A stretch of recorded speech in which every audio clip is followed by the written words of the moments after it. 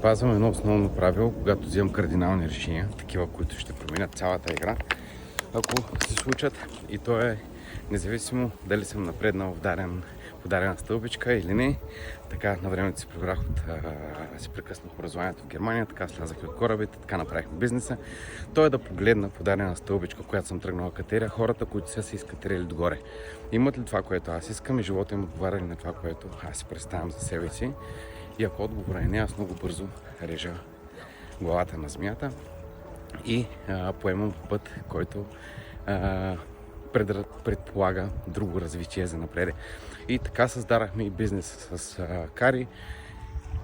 Беше доста трудно решение, защото когато се намираме в такъв момент на взимане на това решение, понякога мозъка ни си казва: да, но ти положиш толкова усилие, да, правиш толкова пари, какво ако не се получи.